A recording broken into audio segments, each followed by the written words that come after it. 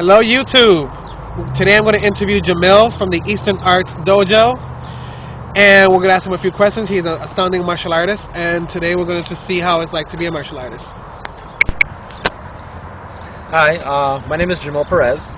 I currently train in about 3 different styles. I do a little bit of Foster's Bushido Karate Do. I do a little bit of Judo, and I'm currently learning a little bit of Crane as well. Do you have any questions? So, what made you get into martial arts? Honestly, at first was just because I was not a very athletic person. I wasn't into the general sports. However, martial arts has always drawn me. I've always been interested in Asia. I guess it's really more the different styles really drew me the most. I mean, my first style of choice was capoeira, and that's because it's such it's a Brazilian martial arts, and it's very it involves a lot of movements, flips. It's very, very expression. It has a lot of expression with it, and I feel like that kind of matches the kind of personality I have. Okay, so what is your preferred style right now? I honestly don't have a preferred style. Even though I tend to use certain techniques. For example, I do more reading about Wing Chun than I do actually. I don't have any formal training in it, but I take bits and pieces of everything. That's why I don't necessarily prefer any specific martial arts. However, if I did have a teacher in Wing Chun, I would pursue it more, only because I love the way it is. It's very fast, very direct, very controlled as well. Once you make contact with the opponent, you basically it's about trapping and control. It's about having control. You can actually decide whether it's almost like judo. You can choose whether to harm them or not. You can submit. You can actually subdue them. There is grappling in Wing Chun a little bit, but there's enough grappling. There's grappling in Wing Chun, but of course, if I need to defend myself, it's fast. You'll be down on the ground hurt before I need to, and essentially martial arts is for self-defense. How has martial arts helped you as a person? Because everyone says martial arts help them control their anger and stuff like that. Do you think that martial arts has helped you calm down or help you be more assertive? Martial arts has helped me grow. Not so much in the... I tend to call that a little bit more cliche to say that it's helped me become more disciplined or more controlled and so on and so forth. Only because there are a lot of schools that don't even honestly teach that. A lot of the self-growth that I've learned as part of self-control was my own study. The reason why I'm a little slow on explaining this is because, yes, it was technically martial arts, but it was what I specifically chose. I specifically chose to look into Taoism, which is the foundation of yin yang, as you've seen. I'm the one who reads lots of books and tries to better myself. It's more of a self-growth thing, but however, martial arts has been the guidance. During to take that route. There's a certain path that you personally have to take. You can't just listen to what your teacher's telling you, be respectful to others and then just copy it straight off like that. You have to have some sort of reason behind it. I feel like I do meditation, I do different things and try to understand myself better. So when it's time to actually respect someone else, I genuinely want to respect the person. I believe everyone deserves to be respected. If they do disrespect me, I always have the option of walking away. If I choose not to, that's all on me. That has nothing to do with the dojo that I go to. It has nothing to do with martial arts, on its own. It's I hope I'm explaining this correctly, but basically, it's almost like martial arts is just the direction. But whatever you grow from there is not necessarily because martial arts. It's how you decide to go about it. Because martial arts is all self-expression, and it always goes down to the particular person, not the style, not even so much the teacher. A teacher can, teach 5 different students, and all of them will progress in completely different ways. A teacher who tries to control the way each and every one of them try to grow, as opposed to just guiding them, they may not do a very good job. You will either create robots, or you're going to create one that's, going to take advantage of the power that you give them. Good answer. So, as far as the spiritual side of martial arts, has your dojo gone over that, or is that just something that you went over yourself?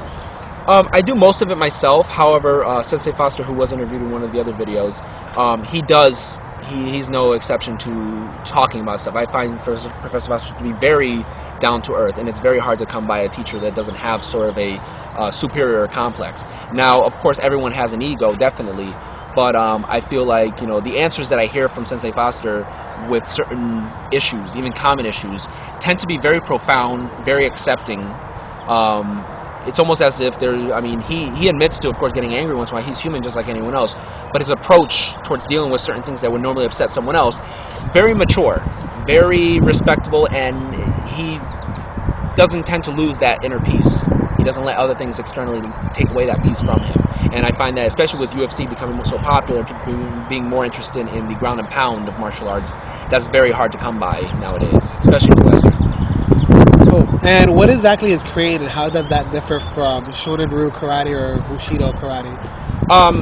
Bushido karate, I mean, that branch started here at NBCC, but it originated from Shobayashi Shorin-ryu, which is one of 4 branches of the original karate in Okinawa.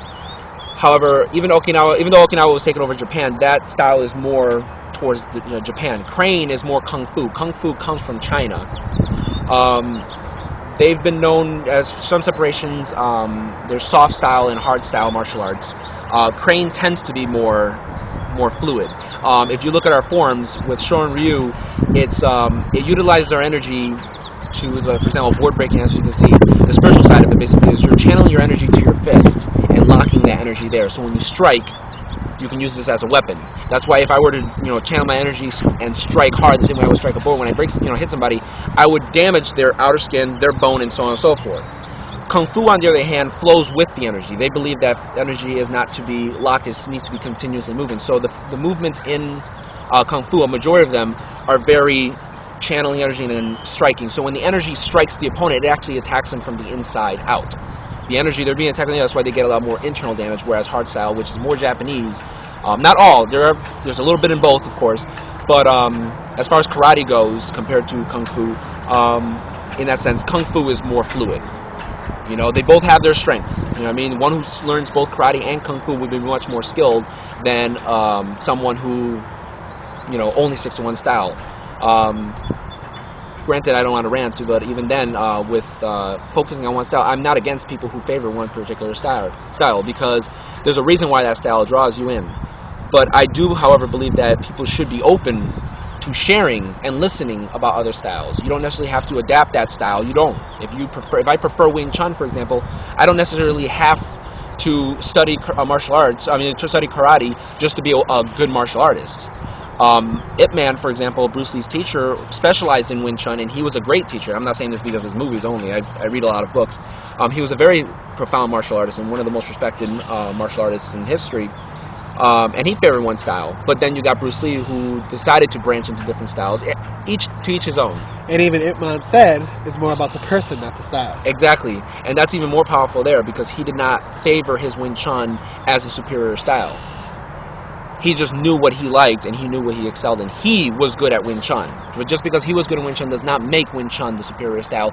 Even if, believe it or not, even if a majority of people who study Wing Chun were to go in the ring and they were constantly winning, Wing Chun, that would not necessarily make Wing Chun the superior style. Perhaps the teacher, perhaps certain concepts, but everything can be improved. Nothing is perfect. And you should always be open to bettering yourself and improving yourself.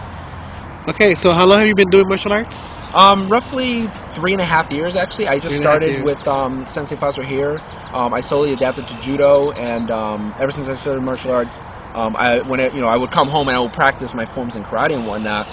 However, there's a larger world out there with martial arts. There's so much to learn, and I'm trying to find what my martial arts is. How can I properly express myself physically? I use an example of, for example, a runner does not train for running by cycling. A basketball player, for example, has to train for basketball. A baseball player has to train for baseball. But with martial arts, you can train in multiple ways. So it's always been about self-growth. I train myself physically because in martial arts you do need physical, but I train myself with flexibility because flexibility serves me. Maybe not all martial artists. Bruce Lee originally wasn't very flexible. You see him in the movies when he's fighting against Chuck Norris, he's more flexible, but he never stuck with flexibility until he realized that, this is something that I personally need. So, I love it because it's very personalized. There is technically no wrong way of doing it. There's your way, and then it's just a matter of you acknowledging what your weaknesses are and improving beyond that. So it's very personal. Oh, cool. And will you do a couple of katas for me?